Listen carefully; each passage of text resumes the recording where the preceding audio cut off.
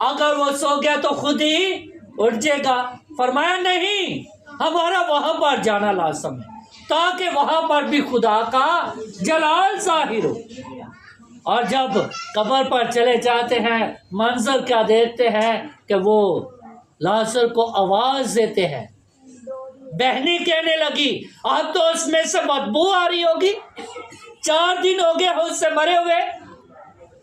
جو اس کے لیے وہ ویلا کر رہی ہے، ماتم کر رہی ہے، انہی کا بول کیا ہے کہ اب اس میں سے بدبو آ رہی ہے. تو فرمایا کیا میں نے کہا نہیں تھا کہ ایمان رکھو گے، اعتقاد رکھو گے تو خدا کا جلال دیکھو گے. تو عزیز مومنین، لازر کو بھی آواز دی تو کلام خدا میں لکھا ہے کہ وہ کفن سمیت قبر سے باہر آ گیا. اس لیے اس نے انٹروڈکشن دیا تو کس کا دیا؟ زندگی کا دیا. پریکٹیکل کیا تو کس کا کیا؟ اور پھر نشان بھی دیا تو زندگی کا دیا. نشان بھی دیا تو کس کا دیا؟ کچھ فقی فریسی یسوع المسیح کو آزمانے کے لیے یسوع مسیح کے پاس آتے ہیں اور آ کر کہتے ہیں ہمیں کوئی نشان دے. کہا کہ بھائی تم اس ہیکل کو ڈھا دو اور میں اسے 3 دن میں پھر کھڑا کروں گا. یہودی سوچنے لگے، پریشان ہو گئے، ہم اتنے لوگوں نے مل کر اس ہیکل کو تیار کیا ہے، اتنے سال لگا کر اس ہیکل کو تیار کیا ہے، اتنا پیسہ لگا کر اس ہیکل کو تیار کیا ہے، اور یہ کہتا ہے کہ تم اس ہیکل کو ڈھا دو اور میں تیسرے دن پھر کھڑا کروں گا.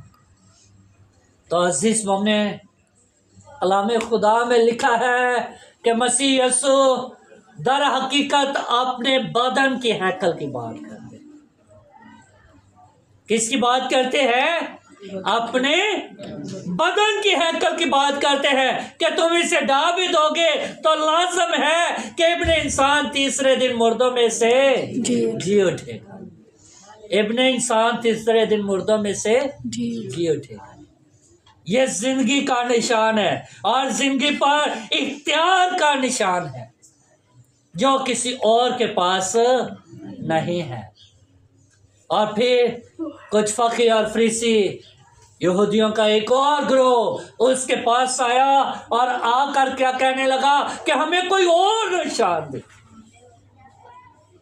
تو مسیح یسوع جو زندگی پر اختیار رکھتے ہیں انہوں نے کہا کہ بھائی یونس نبی کے نشان سے بڑا کوئی نشان. یونس نبی کا نشان کیا ہے؟ کہ جیسے وہ مچھلی کے پیٹ میں 3 دن اور رات رہا ہے، اسی طرح لازم ہے کہ ابن انسان بھی زمین کی تہ میں رہے. اسی طرح لازم ہے کہ ابن انسان بھی زمین کی تہ میں رہے گا. تو یہ نشان بھی زندگی کا ہے. تو وہ تیسرے دن پھر مردوں میں سے جی اٹھے. اس لیے میں نے کہا کہ اس نے انٹروڈکشن دیا تو کس کا دیا؟ ذرا مل کر بولے. انٹروڈکشن دیا تو کس کا دیا؟ اگر اس نے پریکٹیکل کیا تو کس کا کیا؟ اگر اس نے نشان دیا تو کس کا دیا؟ زندگی کا دیا. اگر پیشن گوئیاں بھی ہوئیں تو زندگی کی. پہلے ہی سے اپنے بارے میں بتانے لگا ہے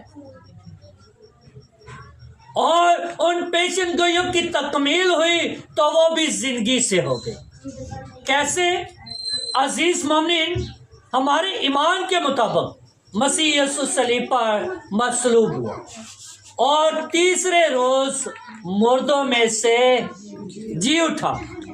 تو چند عورتیں صبح سویرے جب یسوع کی قبر پر جاتی ہیں آپس میں باتیں کر رہی ہیں، پریشانی بھی ہے، دکھیاری بھی ہے، غم کی حالت میں بھی ہے کہ انہوں نے ہمارے استاد کو، ہمارے ربی کو، ہمارے خداوند کو مار دیا.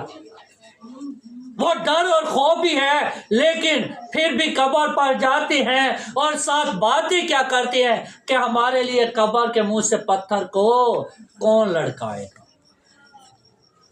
جب قبر کے قریب گئی ہیں تو منظر کیا دیکھتی ہے کہ قبر کے منہ سے پتھر ہٹا ہوا ہے، پریشان ہو جاتی ہیں، غمگین ہو جاتی ہیں اور دکھ بڑھ جاتا ہے۔ اور جب قبر کے اندر جا کر دیکھتی ہے تو وہ ڈر، وہ پریشانی اور سے اور بڑھ گئی۔ روتی ہوئی شاگردوں کے پاس گئی اور جا کر کیا کہنے لگی کہ ہمارے استاد کو اٹھا کر کوئی لے گیا، ہمارے خداوند کو اٹھا کر کوئی لے گیا ہے۔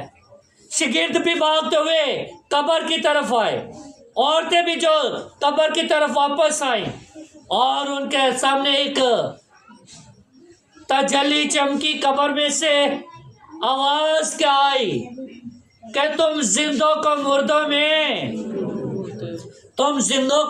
میں کیونکہ وہ اپنے وعدہ کے مطابق جی اٹھا، اور جو وعدوں کے مطابق جی اٹھا ہے اسی کا فرمان ہے کہ جو کوئی مجھ پر ایمان رکھتا ہے گو کہ وہ مر بھی جائے تو زندہ ہے۔ اور آج کے انجیل مقدس میں بھی ہم نے یہی سنا، جتنے مردے خدا کے بیٹے کی آواز سنیں گے وہ جیئیں گے، کیونکہ جتنے مردے خدا کے بیٹے کی آواز سنیں گے وہ جیئیں گے، کیوں؟ باپ کے پاس زندگی ہے۔ تو ہمارے بزرگ خوشی کا ایمان کس پر تھا؟ خدا پر تھا۔ آج انہی کے ایمان کا یہ رزلٹ ہے کہ ان کے بچے، ان کے عزیز و قارب جو ہے وہ خدا کے حضور جھکتے ہیں۔ انہوں نے سیکرمنٹس بھی حاصل کیے، بچوں کو مسیح ایمان کی تعلیمات بھی دی۔ تو اس لیے جو مسیح یسوع پر ایمان رکھتا ہے وہ مرتا نہیں بلکہ ہمیشہ کی زندگی پاتا ہے۔ تو آئے خدا سے دعا کریں کہ خدا اپنے بندہ کی مغفرت فرمائے اور اپنے بندہ کی تمام خطاؤں کو معاف فرمائے، اور تمام اس سوگوار خاندان کو تسلی، اطمینان اور صبر ایوب عطا کرے، مسیح خداوند کے وسیلہ سے۔